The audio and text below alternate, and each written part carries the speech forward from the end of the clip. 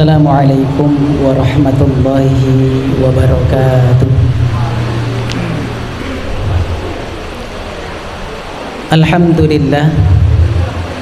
Alhamdulillahi wa kafa, wassalatu wassalamu ala nabiyil mujtaba, habibana Muhammadinil Mustafa, wa ala alihi wa ashabihi wa man ittaba'a huda.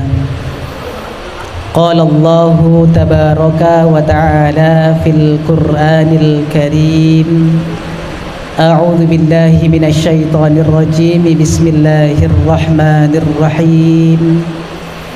Ya ayyuhalladzina amanu taqullaha haqqa tuqatih wa la tamutunna illa wa antum muslimun. Wa qala Rasulullah sallallahu alaihi wa alihi wa sahbihi wa sallama fi hadithi, la yasbi al-mu'min min khairin hatta yakuna muntahahul jannah. Sadaqallahul azim wa sadaqa rasuluhul karim. Bapak-bapak, ibu-ibu, hadirin jamaah sekalian yang dirahmati oleh Allah Subhanahu wa ta'ala.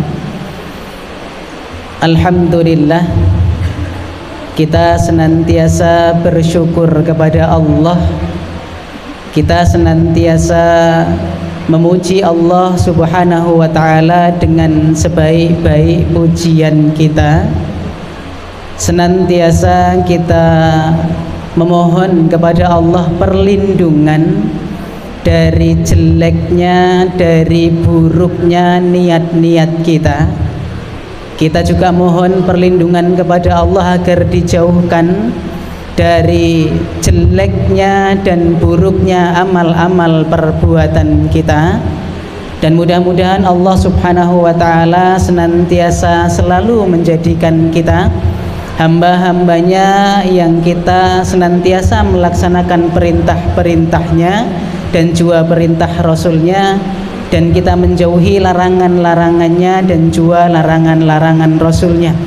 Dan mudah-mudahan Allah Subhanahu wa ta'ala menjadikan kita pula bertemu, bertatap muka di majelis ini, dan nanti Allah menjadikan kita pula bertemu dan bertatap muka di surga Allah Subhanahu wa ta'ala. Kemudian tidak lupa sholawat salam senantiasa selalu terlimpahkan, tercurahkan kepada kekasih kita, junjungan kita, sauri toladan kita, beliau baginda Nabi Allah Muhammad sallallahu alaihi wasallam. Dan mudah-mudahan sholawat salam tersambungkan kepada istri-istri beliau, kepada putra dan putri beliau, kepada para sahabat-sahabat beliau radhiyallahu anhum ajma'in, kepada para tabi'in, tabi'ut tabi'in, wa man sara ila yaumiddin. Bapak-bapak, ibu-ibu, jamaah yang dirahmati oleh Allah Subhanahu wa ta'ala, alhamdulillah pula pada kesempatan sore hari ini kita bisa bersua, kita bisa berjumpa di Pro Futsal ya, lapangan Pro Futsal. Saya dikasih map sama Pak Hudi Nyun Sewu, tadi masuk ke sana ya. Saya tidak tahu kalau di sini, saya baru kali pertama, kalau lewat agak sering ya, lewat agak sering. Nah, di flyer ustadznya dari Lampung kok sering lewat sini. Mungkin sebagian sudah tahu saya memang orang Lampung nggih. Akan tetapi kagungan tiang istri bonjor. Bonjor niku berarti tretep nggih. Saya punya istri orang tretep ya. Kalau ada yang nanti silahkan ke atas ke daerah Bonjor Pinara. Di rumah kami di samping masjid yang di tengah-tengah ya, di lapangan, ada masjid besar. Nah, di bawahnya itu rumah kami. Bapak Ibu jamaah yang dirahmati Allah Subhanahu wa ta'ala, pada kesempatan kali ini mari kami menasihati diri kami. Kami memberi nasihat kepada kami karena sungguh yang paling layak untuk dinasehati itu diri kami. Ya, jadi kami itu di sini duduk di depan Bapak Ibu bukan kemudian merasa yang paling baik, bukan kemudian di sini itu yang paling pinter, yang paling soleh, enggak.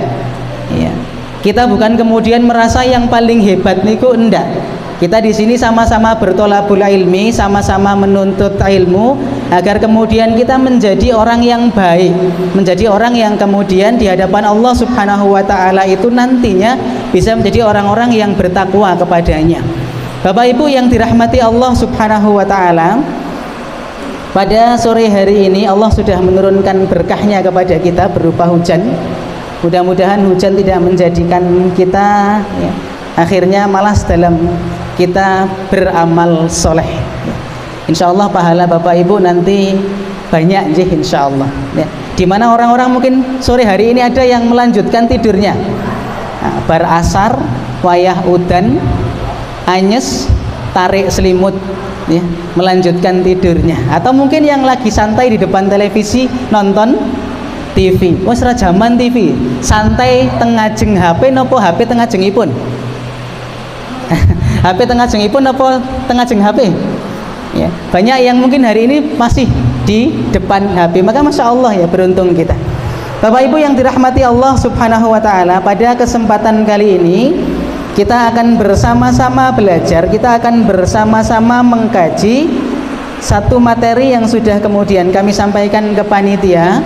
Kita akan membahas tentang 6 sifat yang ini dibenci oleh Allah Subhanahu wa taala. Dibenci itu lawannya disayang. Pak, Bu, nek bahasa nggen kula teng Lampung nika ya, sing basa Jawa rada alus, berarti kasar nggih. Rada alus kan kasar ya. Nek dibenci itu disengit. Nek Temanggung napa? Paraan napa, Pak, Bu? Sami nggih. Nek disengit niku kinten-kinten nyaman napa mboten? Mboten nyaman. Tergantung gitu ya, tergantung disengit mergo babakan nopo. Ning kadang-kadang Bapak Ibu yang dirahmati Allah, kebanyakan nek disengit niku mboten kepenak. Disengit misalnya nggih, Bapak Ibu niki suami istri, sing wedok disengit mbak sing lanang, nyaman napa mboten? Mboten. Bapak-bapak disengit karo ibu-ibu, nyaman mboten? Oh nyaman, golek neh. Ya. Bapak-bapak niki jan sok ngono ya gitu. Ndak nyaman juga begitu. Ya, ndak nyaman. Apalagi ini dibenci, tidak disukai, disengit marang sinten? Gusti Allah Subhanahu wa taala. Dibenci oleh Allah Subhanahu wa taala. Tentu merasa sangat-sangat tidak nyaman. Nah, Bapak Ibu yang dirahmati Allah, ya, sifat-sifat apa sih yang kemudian ini dibenci oleh Allah? Yang kemudian kita sebagai hamba Allah harus berusaha untuk meninggalkan sifat itu biar tidak jadi orang yang dibenci sama Allah Subhanahu wa taala. Wonten salah setunggalipun hadis yang ini diriwayatkan oleh Ibnu Hibban. Hadis ini sahih dari Abu Hurairah radhiyallahu anhu bahwa Rasulullah sallallahu alaihi wasallam bersabda, "Innallaha yubghidu kulla ja'dhari jawadin sakhabi bil aswaq jifatin bil lail himarin bin nahar alimi bi amri dunya jahilin bi amril akhirah." Bapak Ibu yang dirahmati Allah Subhanahu wa taala, dalam hadis ini Rasulullah sallallahu alaihi wasallam mengkhabarkan kepada kita, memberitahu kepada kita, menjelaskan kepada kita ada perkara-perkara yang ini merupakan sifat yang jumlahnya 6 dibenci oleh Allah Subhanahu wa taala tatkala dimiliki, tatkala dipunyai oleh seorang hamba Allah Subhanahu wa taala.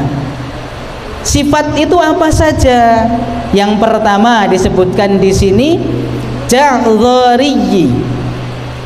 Jadi yang pertama yang dibenci oleh Allah itu ketika orang itu memiliki sifat yang namanya ja'dhariyyi. Apa itu ja'dhariyyi? Ya. Ja'dhariyyi yakni ya, jim, ain, dha, ra, ya.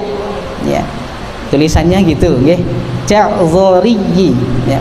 Apa maksudnya ja'dhariyyi? Ja'dhariyyi itu adalah orang yang sombong, orang yang takabur. Jadi yang pertama sifat yang dibenci sama Allah itu sombong, takabur. Sanes mabur nggih. Takabur, sombong, takabur. Bapak Ibu yang dirahmati Allah Subhanahu wa taala, sudah sering mungkin para dai, para ustadz ya itu menyebutkan tentang sombong itu apa ya. Dan kemudian bahayanya sombong itu kayak apa, mungkin sudah sering dijelaskan, sudah sering disampaikan ya. Tapi diulang-ulang pun kadang masih ada orang-orang yang kemudian dalam hatinya terbetik rasa sombong itu masih ada ya. Kalau sombong itu kan ada dua Bapak Ibu, pengertiannya sebagaimana yang kita ketahui. Sombong itu yang pertama itu batorul haq, menolak kebenaran. Kemudian yang kedua ghamtun nas, meremehkan manusia. Kalau yang batorul haq insya Allah kita mungkin tidak termasuk di dalamnya. Neng yang ghamtun nas kadang-kadang sok isik ono, sok tasih wonten ya.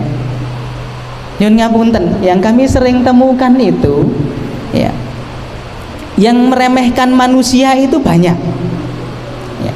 Ada kisah ngeten Bapak Ibu ya, ini true story ya, kisah nyata ya, bukan dialami oleh pembicara ndak ya, tapi mungkin bisa jadi ya. Ada orang yang kemudian begitu pertama-tama itu melihat kami pertama ndelok iki ana bocah kok cilik, cahe cilik kok koyone apa ya, mecicil gitu ya. Ya, mecicil. Saya itu sering bilang sama teman-teman saya tuh duduk dengan berdiri sama saja, sama pendeknya podole cendek ya. Pak Joko ini ketemu aku wis suwe ya Pak, ora diwur-diwur to Pak ya. Ada orang yang kemudian ketika melihat kami nyun ngapunten dulu ya, dulu ada yang menyepelekan ya, ada yang menyepelekan ngeten, alah iki ndak yo iso, ndak yo iso, karena bapak ibu saya ini orang yang biasa-biasa saja, sekolah wira lulus SD ya. Ada yang kemudian meremehkan, lah iki ndak yo iso ya. Ibu bapak saya sudah sampaikan saya kembar nggih, saya kembar. Nanti kalau lihat orang kayak saya jangan dipanggil saya anjing. Tapi bapak ibu nggak temu kalau di sini orang, karena orangnya di Lampung. Tapi tadi SMS Maret rencana mau ke sini. Tadi begitu lihat flyer saya ya, ketika yang isi itu adalah Husen dari Bandar Lampung, dia senyum. Ngesuk nih aku mengjawa, aku sing ngisi ngaji yo. Ya, enggak apa-apa ya. Nah, Bapak Ibu dirahmati Allah, kami pernah diremehkan, kami pernah direndahkan.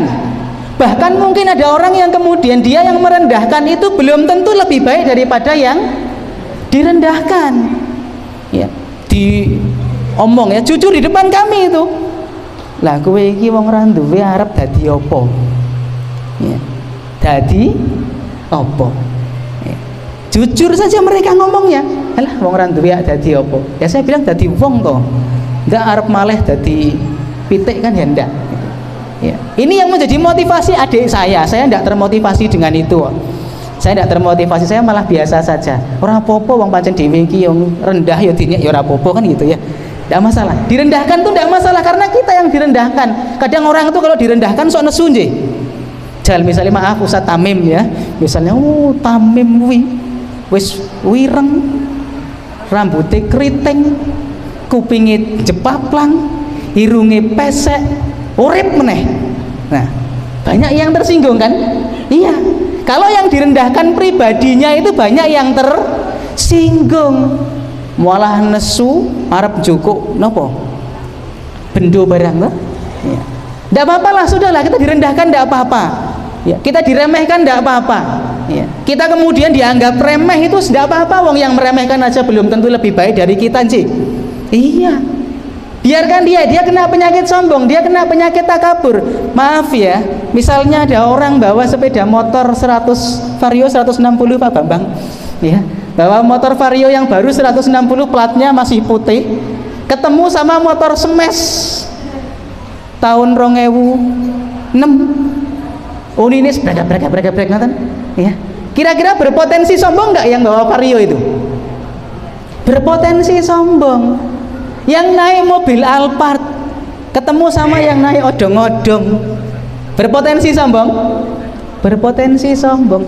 Maaf Bapak Ibu ya, orang yang rajin beribadah, sholat tahajud ora putus, poso ora putus, ngaji ora putus, yuk weruh wong maaf nggih kleteran nang pinggir dalan mergo miras, punya kira-kira ada potensi untuk sombong ndak itu? Ada. Lah ono wong kok kaya ngene temen, ya Allah do Gusti, hambuk ya kaya aku ki lho ya Allah, kok mesake temen ya. Ada. Ya. Potensi sombong itu di kita masing-masing ada Bapak Ibu. Ya, ada. Kami misalnya kami Nyun Sewu, kami ini kemana-mana Bapak Ibu, salah satunya kita punya program pengentasan buta huruf Al-Quran.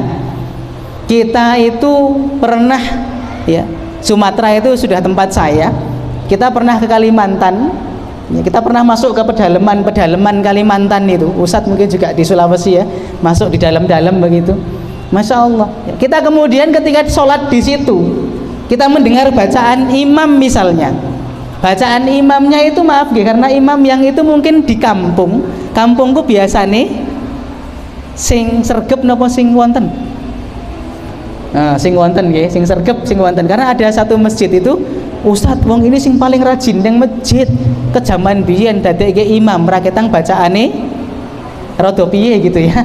Nggak apa-apa, kami itu bisa kena penyakit sombong, punya potensi ketika kami bermakmum di belakang orang yang bacaan Al-Qur'annya masih biasa-biasa saja. Kami ini yang guru Quran itu kadang bisa saja kena potensi sombong. Lah wong kaya ngene kok dadekke imam, janjane mau nunjuk aku wae. Ya. Ini nih. Kita masing-masing punya potensi sombong Bapak Ibu. Wes lah. Bahkan saya pernah mendengar nasihat dari guru kami, kalau ada orang yang merendahkanmu, biarkan saja sampai serendah-rendahnya orang merendahkanmu, sampai nggak ada lagi yang bisa merendahkanmu. Ibaratnya nek tidak iku ben sekalian tekan ngisor bumi sisan, ben ra ono sing iso ngrendahke lagi.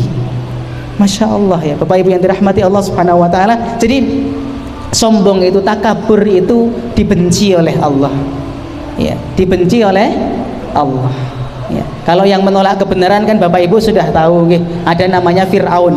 Fir'aun itu menolak kebenaran, dia sombong ketika Nabi Musa itu menyampaikan ya dakwah kepada Fir'aun ya. Kalau yang sombong kemudian karena hartanya sinten? Qarun ya, sombong karena hartanya itu Qarun. Sombong karena dia merasa paling soleh sinten? Temennya Nabi Musa, Bal'am bin Bauroh. Sudah pernah kami sampaikan di masjid ya, Bal'am bin Bauroh itu kalau doa nggak pernah ditolak sama Allah ya. Dia sombong itu karena merasa paling soleh, akhirnya kemudian Allah wafatkan dia dalam kondisi tidak beriman sama Allah ya. Kemudian sombong karena kepinterannya, karena kecerdasannya, karena kepandaiannya.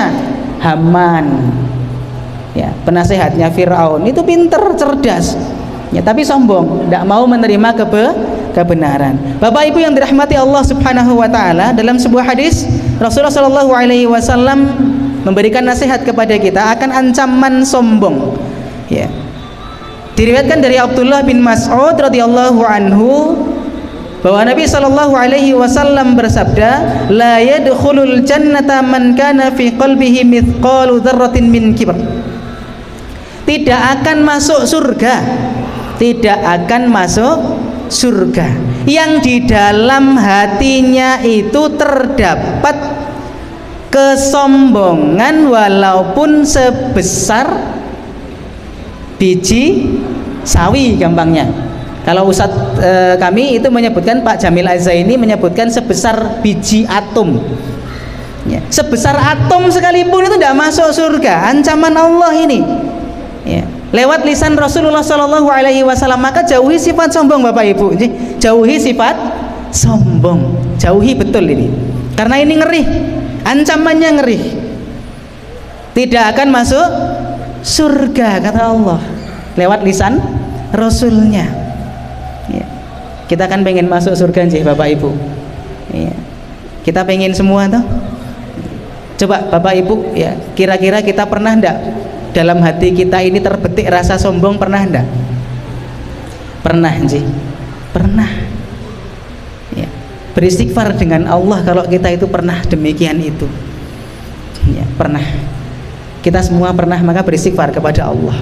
Jangan menjadi orang yang merasa paling segalanya, paling bener, paling pinter, paling hebat, paling soleh, paling ganteng, paling ayu ya.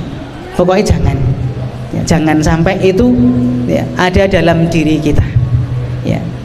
Bapak Ibu yang dirahmati Allah Subhanahu wa taala ya. Kemudian ya, kita ingat pula firman Allah ya, ini yang nanti keterangannya tentang tidak boleh meremehkan orang lain ya.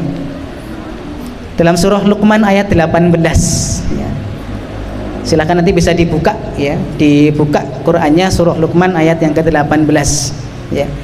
Allah berfirman, a'udzubillahi minasyaitonirrajim, bismillahirrahmanirrahim, wala tusaghir khaddaka lin-nasi wala tamshi fil ardi marha innallaha la yuhibbu kulla mukhtalin fakhur.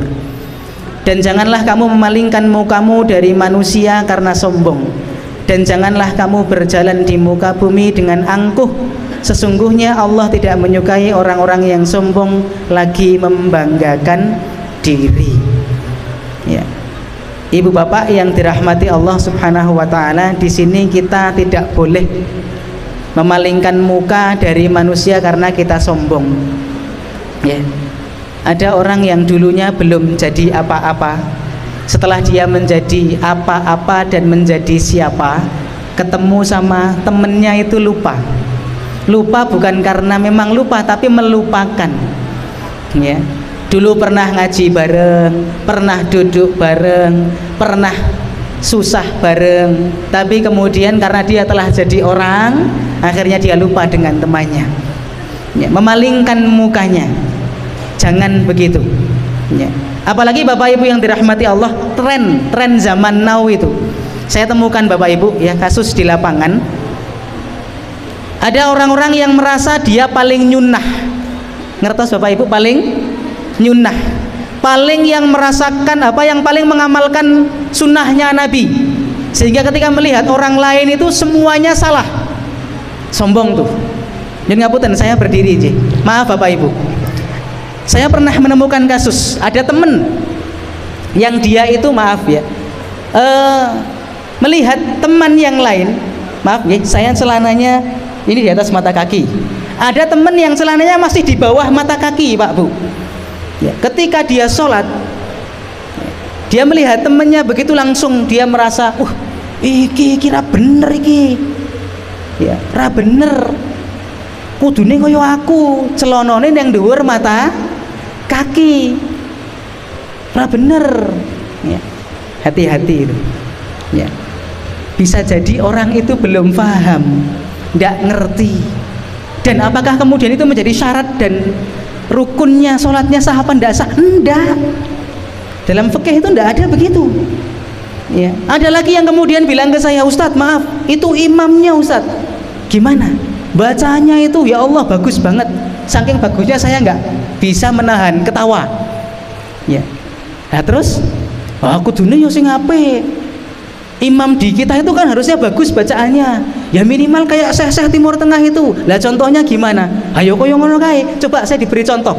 Ora iso tat. Ora iso tat. Ya.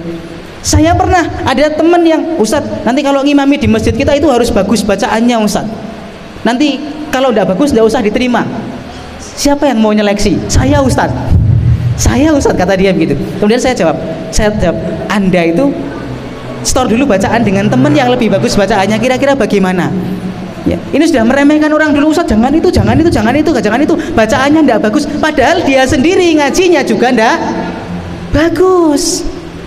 Masya Allah nih ya. Kalau misalnya dia suruh ngaji aja masih gelagapan, masih apa, terbata-bata ya. Apalagi suruh kayak misalnya syekh di Timur Tengah ya, misalnya begini, Bismillahirrahmanirrahim, Alhamdulillahi Rabbil Alamin, Ar-Rahmanirrahim,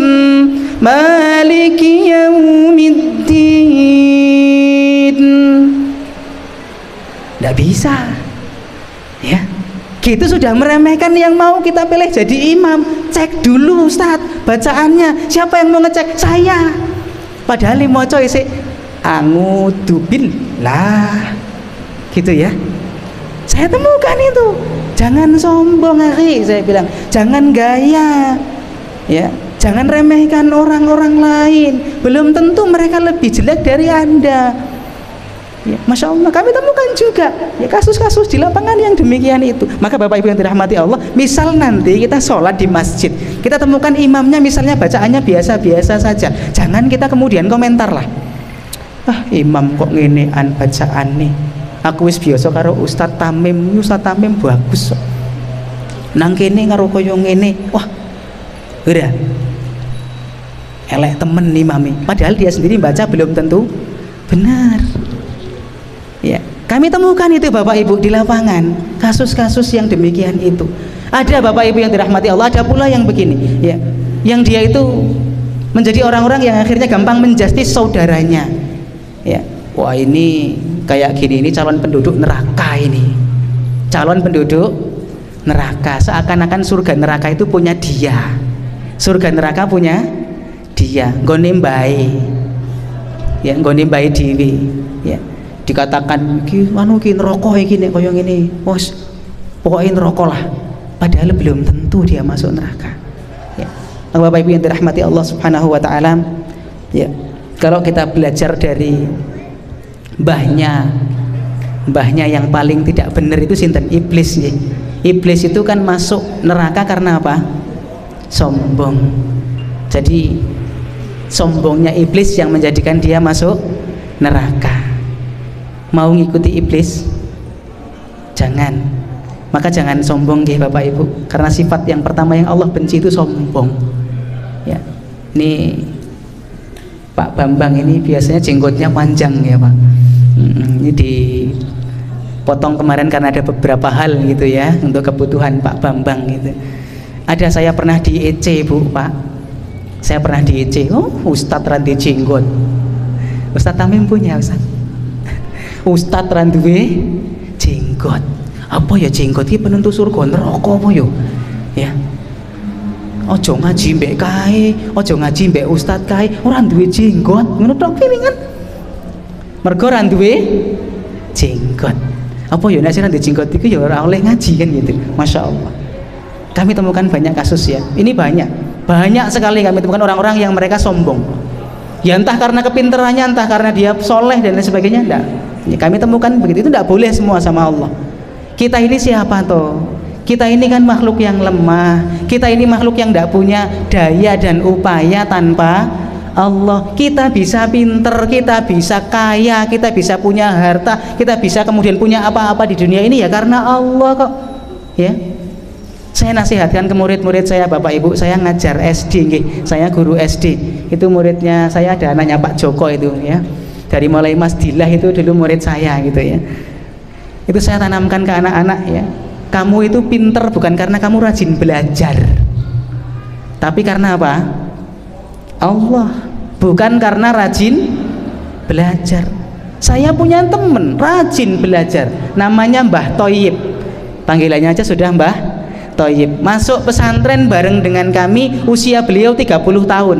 Wayahin bojo malah Wayahin bojo kok wis telat Pak, 30 tahun ya. Masuk pesantren bareng dengan kami, rajin belajarnya ya, rajin. Tapi Allah kemudian ya memberikan kecerdasan yang sama dengan saya, pas-pasan saja. Pas ulangan, pas raison jawab. Pas apalan, pas ora apal. Ya, walaupun tadinya wis apal ya, di depan guru itu kalau pas setoran apalan apa yo kan gitu ya. Pas-pasan ya. Itu belajarnya rajin. Tapi kita punya teman kalau pelajaran itu tidur. Ya, namanya Mas Mukhlis itu. Nek belajar gue turu ya, seko mulai pelajaran ngasih meh rampung bini tangi, tapi nek tes pinter sinau nih ora mempeng banget, germik moco sepisan ngono bisa kene moco ping 50 melebu tutup buku hilang meneh kan gitu ya. Saya nasihatkan ke anak-anak yang memberi kecerdasan itu bukan karena usaha kamu, maka saya tidak terlalu sependapat hasil itu apa? Usaha tidak membohongi apa? Hasil. Saya tidak terlalu sepakat dengan itu. Kenapa? Ada orang sing macule pol-polan ya bayarannya podo. Padahal yang macul oleh kokeh banget gitu kan. Ning bayarannya podo. Ya. Ada orang yang kemudian kerja jualan dari pagi sampai pagi lagi dengan orang yang mungkin jualan hanya berapa jam itu. Hasilnya banyak yang hanya berapa jam. Apa nih modal buka HP tok, foto cekrek mobil Pajero ya. Titel diiklanke payu. Batine 10 yuto misalnya. Ono sing wong dodolan teko isuk tekan isuk meneh olehnya mau 500.000. Kira-kira usahanya itu besar yang mana tuh? Nah, jadi intinya semuanya karena siapa? Allah. Maka saya di sekolah itu paling tidak sependapat kalau usaha tidak mengkhianati hasil.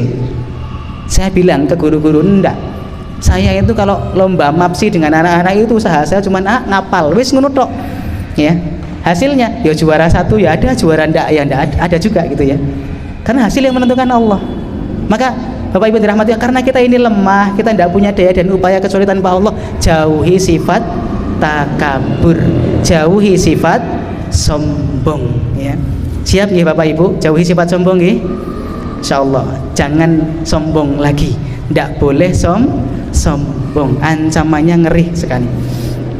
Yang selanjutnya, yang kedua, sifat yang kemudian Allah benci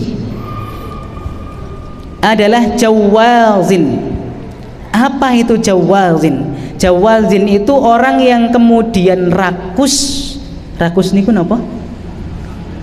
Tamak niku geragas. Geragas ya.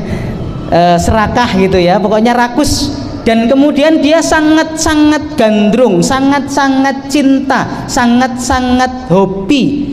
Untuk apa? Mengumpulkan harta sebanyak-banyaknya dengan niat yang tidak benar, dengan niat yang tidak baik. Jadi yang sifat yang kedua itu wong sing rakus, sing gandrung marang ngumpulke bondo karena niate ora apik.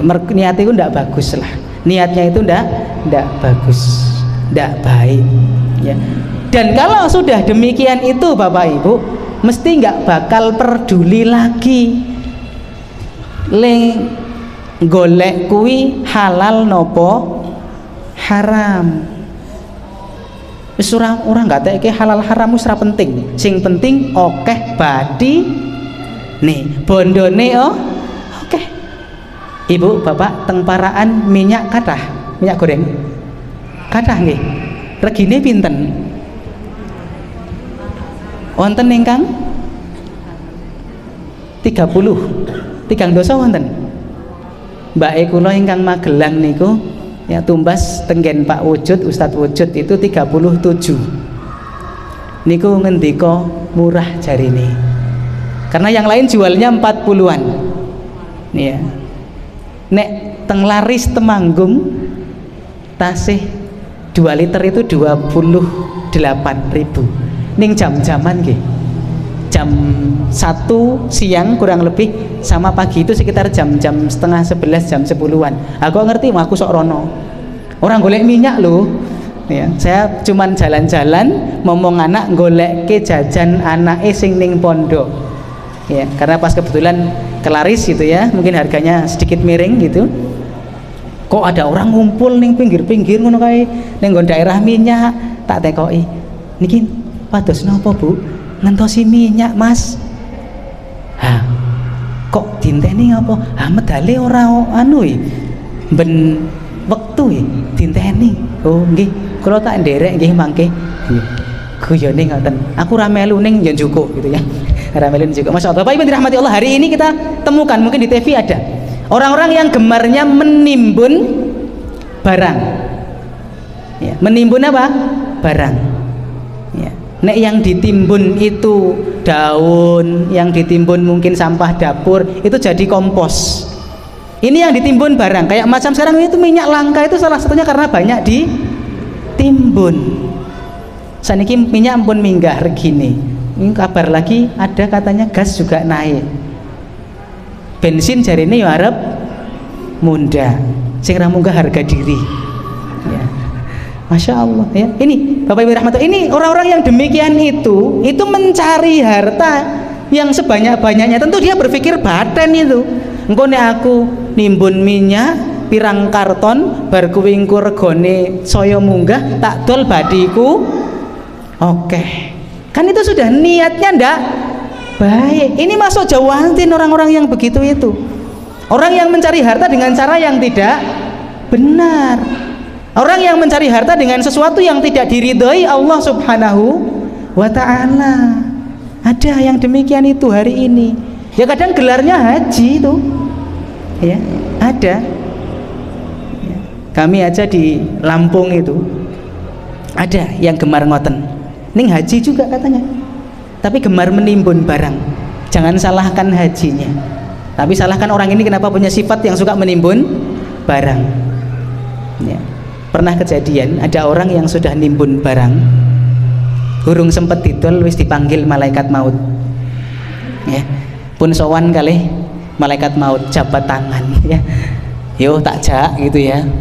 Masya Allah, Bapak Ibu yang dirahmati Allah Subhanahu wa ta'ala. Maka jangan kita mencari harta dengan niat yang tidak baik. Karena kalau sudah punya niat yang tidak baik itu nanti cara-cara yang ditempuh pasti tidak baik. Mbuh ngapusi, mbuh ya macem-macem lah nimbun kayak tadi itu ya. Mesti ya ujung-ujungnya wong kuwi nek wis ngonoan kuwi sifate ngoten niku kon infak rada angel, kon zakat rada angel. Ana wong teko ketok ayo main magrong-magrong tingkat 3, tingkat 4 ditekani panitia masjid arep gawe kanopi ngenaine 2000 perak njaluk dongake mlebu swarga. Ya, ada itu teman saya di Kudus itu, dia dari masjid, panitia masjid datang ke rumah orang, dilihatnya wow mai wape mobile yo wape ya, diketok ya, melebu salam ya, salam melebu, terus kemudian ditanya ajeng nopo mas, bapak nyuwun ngapunten kula diutus kalih masjid bla bla bla bla bla, terus akhirnya minta sumbangannya pak. Oh ya gitu ya, didelok sing paling cilik sing diyo, oh iki Pak Hasan kok 1.000, Pak Husen kok 1 juta misalnya ya, ini Pak Fakih kok 500, nah iki Bu Paino kok mek 50.000, tak golek ini hanus, wah iki Pak Bambang 10.000 ya. Tak golek ini, wah iki ana sing 5.000, hamba Allah.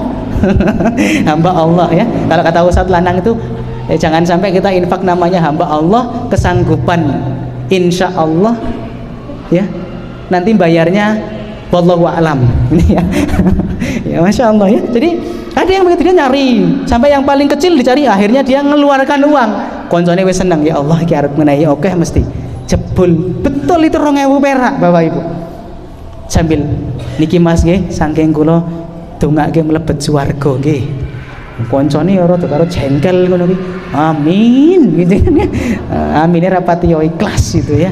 Masya Allah nih ya, bisa jadi orang yang demikian itu malas, dia kalau berinfak itu tidak mau, bisa jadi karena dia memperoleh hartanya dengan cara yang tidak baik, dengan cara yang tidak betul, dengan cara yang ini tidak diridhoi Allah Subhanahu wa ta'ala. Maka Bapak Ibu yang dirahmati Allah ya, kita bermohon kepada Allah agar kita dijauhkan dari sifat, memiliki sifat yang kedua, yakni jawadin, yakni orang yang kemudian dia itu mengumpulkan harta, rakus gandrung dengan harta, dia kumpulkan hartanya dengan cara-cara yang tidak baik, dengan niatan yang juga tidak baik. Yang selanjutnya jam 5. Yang selanjutnya sakhabibil aswaq.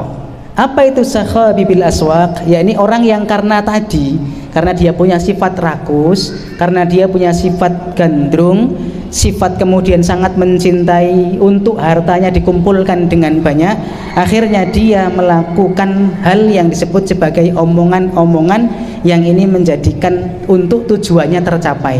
Jadi ngomong demi mendapatkan harta yang banyak tadi. Bahasa gampangnya iki tukang ngapusi rono, ngapusi rene ya, demi mendapatkan harta yang banyak ya. Termasuk juga kalau bisnis tuh gini, wes tumbas nggen kula mawon regine murah niki nggon kono kae wis 50.000 nggonku jek 45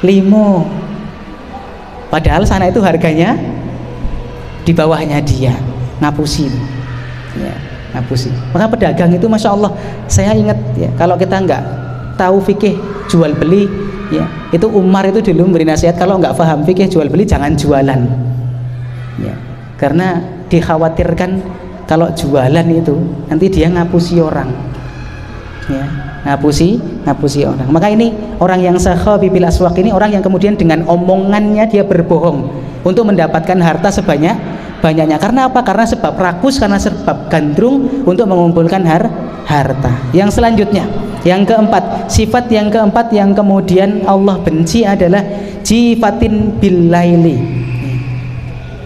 Ibu bapak, jifatin bil laili. Apa jifatin bil laili itu? Menjadi bangkai dados batang di waktu malam. Jadi bangkai di waktu malam. Artinya apa? Dia habiskan waktu malamnya untuk tidur tok, tidur saja. Ini dibenci sama Allah, dibenci sama Allah ya. Maka kalau malam jangan jadi bangkai ya, tidak bergerak kalau dipegang ya. Ada suara adzan wis nggo speaker ya ora krungu, wis masang alarm jam 3:01 nopo jam 2:30 ya. Ini ada satu ketika seorang suami pasang alarm jam 2:30, istrinya seneng banget, ya Allah mas pasang alarm 2:30 nggih ya, alhamdulillah bojone, alhamdulillah bojoku tahajud iki engko bengi jebul ndelok Manchester United ya, jebul ndelok bal-balan ya ora salah ya, ya ora salah ya. Tapi banyakkan orang itu kalau malam itu kan susah untuk bangun, apalagi daerah dingin ya. Coba kita kalau malam itu diusahakan ya, tidak menjadi bangkai lah, bangun di waktu malam. Kita tahajud, sing ibu nanti bangunkan yang kakung ya, yang bapak-bapak dibangunkan, Pak bangun Pak tahajud, yang bapak bangunkan ibunya, Bu tahajud ya.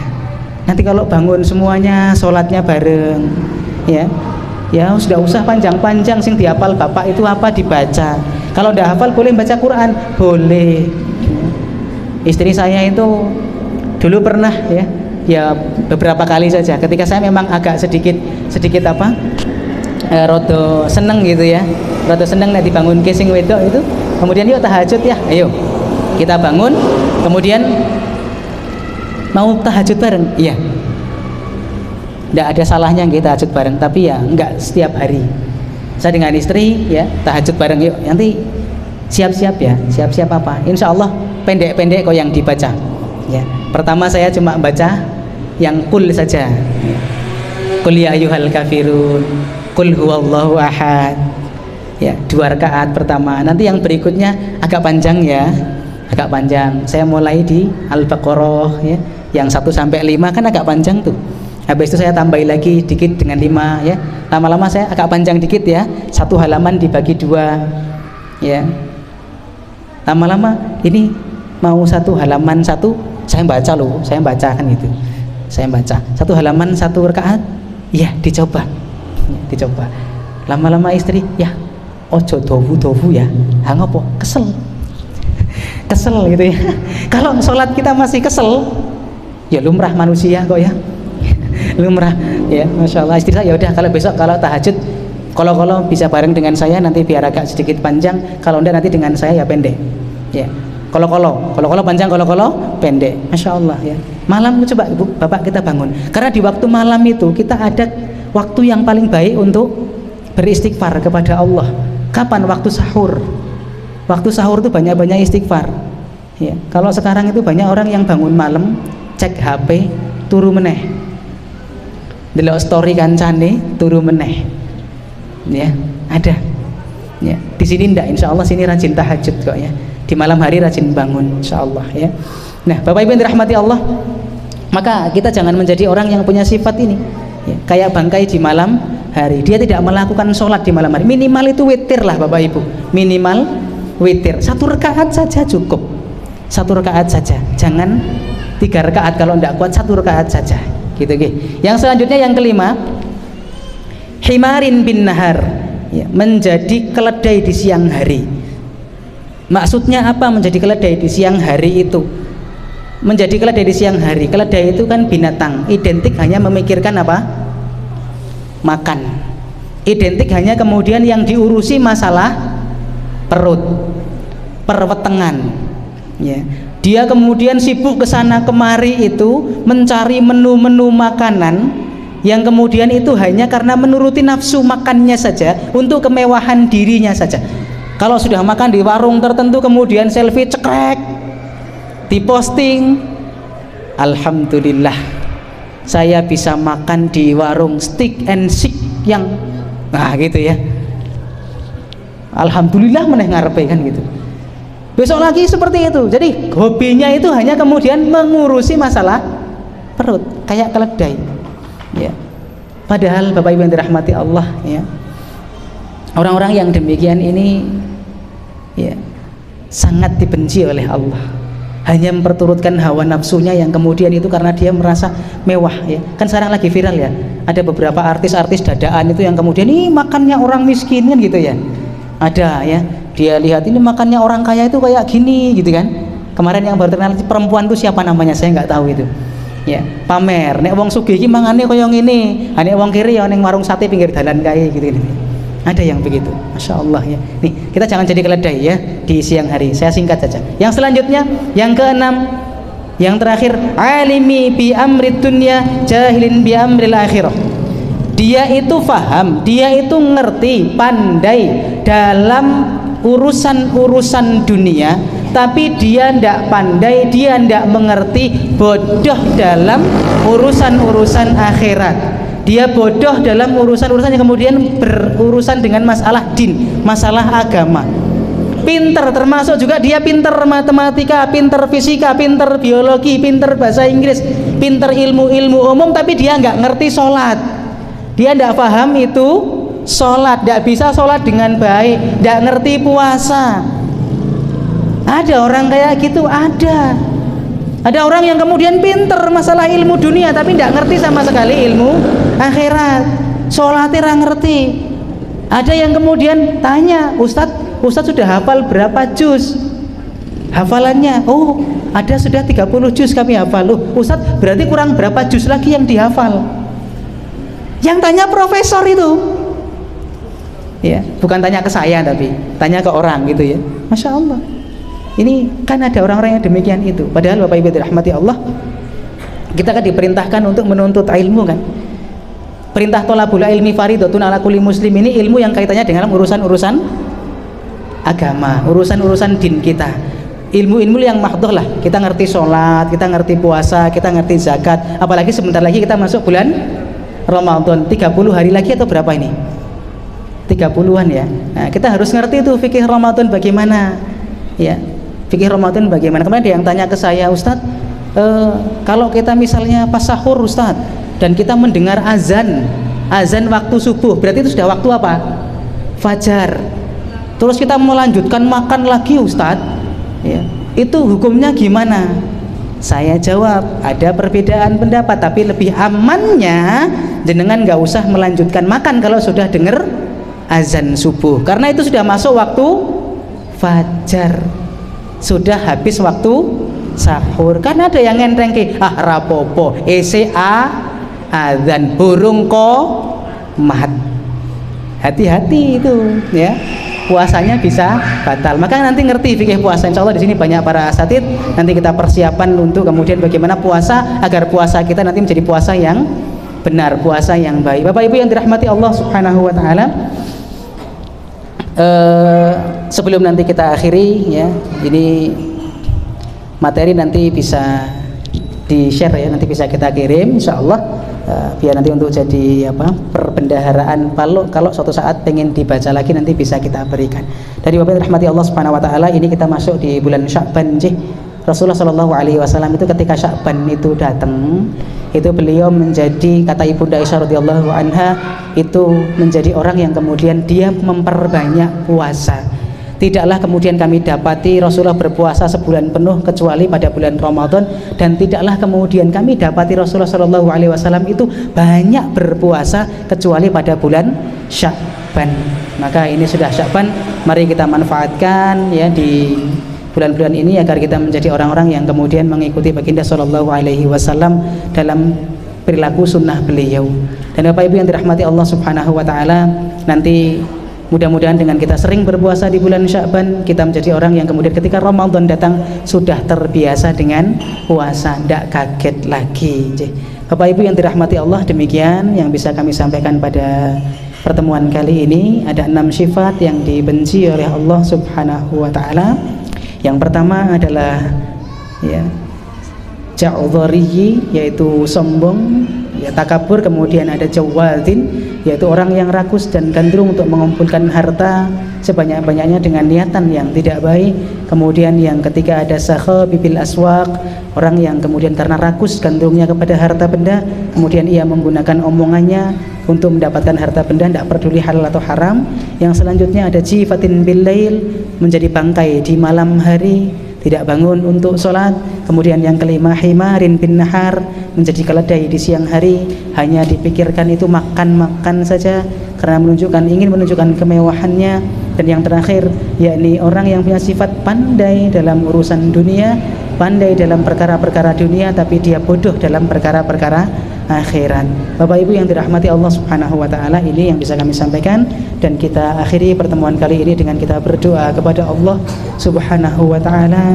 Mudah-mudahan Allah Subhanahu wa taala menjadikan kita hamba-hambanya yang tetap istiqamah dalam kebaikan, dan nanti Allah wafatkan kita dalam kondisi yang husnul khatimah, dan Allah mengampuni dosa-dosa kita seluruhnya. A'udzubillahi minasyaitonir rajim. Bismillahirrahmanirrahim. Alhamdulillahi rabbil alamin, arrahmanir rahim, maliki yaumiddin, iyyaka na'budu wa iyyaka nasta'in, ihdinas siratal mustaqim, siratal ladzina an'amta 'alaihim ghairil maghdubi 'alaihim waladdallin. Amin. Allahumma salli wa sallim wa barik ala nabiyyina Muhammadin wa ala alihi wa ashabihi wattabi'in wattabi'ut tabi'in wa man sara ila yaumiddin. Allahumma ighfir lil muslimina wal muslimat wal mu'minina wal mu'minat al ahya'i minhum wal amwat, innaka sami'un qaribun mujibu da'wat. Rabbana la tuzigh qulubana ba'da idh hadaytana wa hab lana min ladunka rahmah innaka antal wahhab.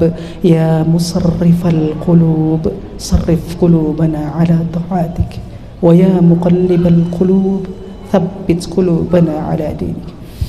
Ya Allah ya Rahman ya Rahim, ya Hayyu ya Qayyum, ya Aziz, ya Ghaffar, ya Ahad, ya Samad, lam yalid wa lam yulad wa lam yakul lahu kufuwan ahad.